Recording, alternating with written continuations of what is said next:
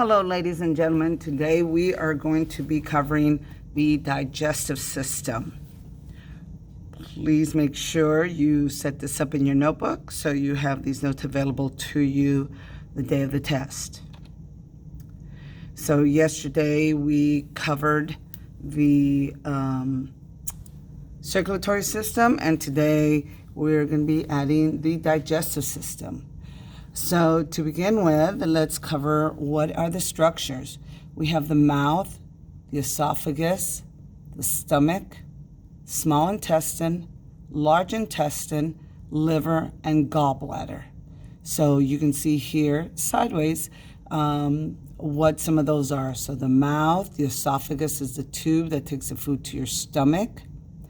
This one includes the pancreas, but it just depends which list you're looking at of what belongs in the digestive system. Different list, different picture, a different list of characters there. The liver, the stomach is connected to the small intestine, which are those all curled up in there, and then it is connected to the large intestine, which then ends in your colon. So let's look a little bit really quickly at each of these. So the mouth is where whatever you eat initially is broken down into smaller pieces, and that's called mechanical digestion because you're mechanically breaking something. There is chemical digestion as well because you have saliva, and saliva breaks down things like breads and crackers, things we call starches. Once you swallow at the back of the throat, your food goes down the esophagus. And remember, it just doesn't slide into your stomach. It's actually waves that move your food down as it moves along. So yes, you can be hanging upside down and still eat. That connects to the stomach. And it says the stomach is a bag-like organ with 3 muscular layers. And it says sphincters control the movement. Sphincters are what controls whether something goes past it or not, sort of like a trapdoor or something. And the thing about the stomach is that we have both types of digestion as well. We have chemical digestion because we're going to have acids and mucus and all kinds of stuff that tries to break down whatever you swallowed. The mucus is a thick layer that protects the lining of your stomach from the very acid that's in there. But you also have mechanical digestion because your muscles, your stomach muscles churn. They move and they crush. Next, the food goes to the intestines. And the intestines go from the stomach all the way to your anus.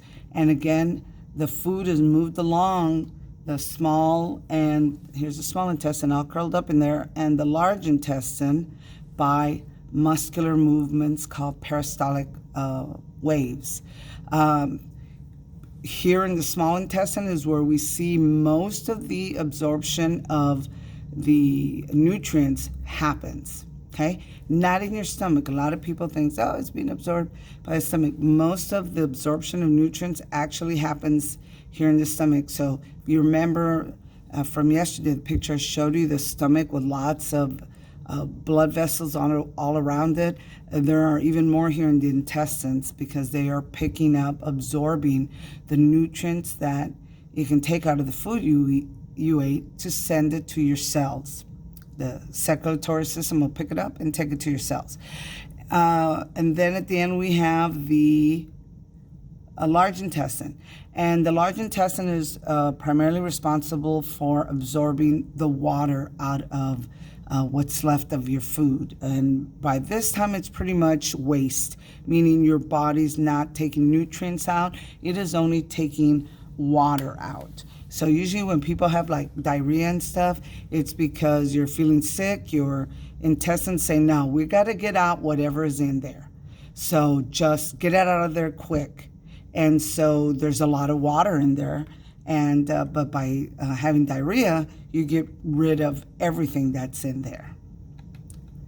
We also have the liver and the gallbladder, which are part of the digestive system.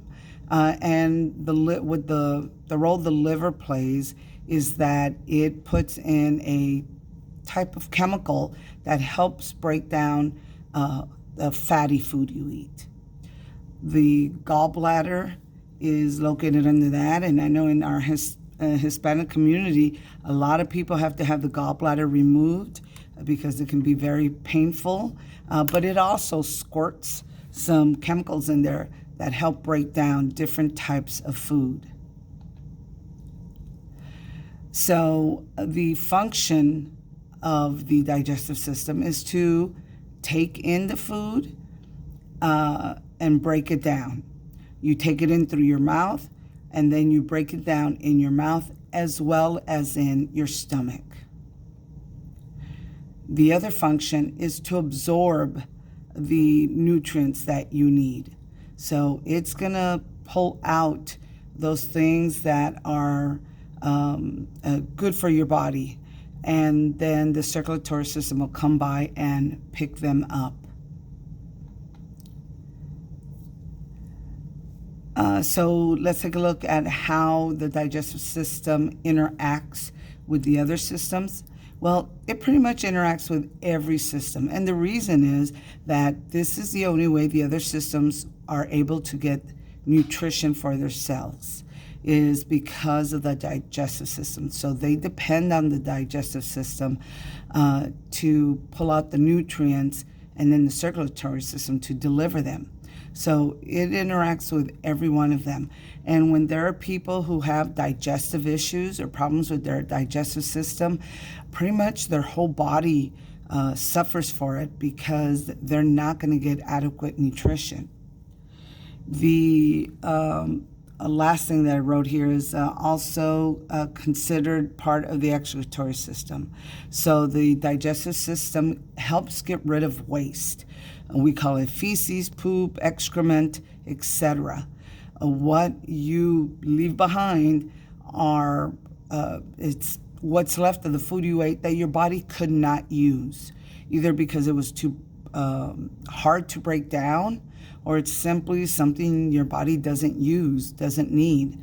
So the digestive system, just like the respiratory system, has the waste of carbon dioxide, and the integumentary system, your skin sweats. Sweat is the waste. The digestive system is also part of the of the excretory system. And that is the end of our notes. Yep, that's the end of our notes on digestive system. And then I've got some videos for you, and you have some questions to answer.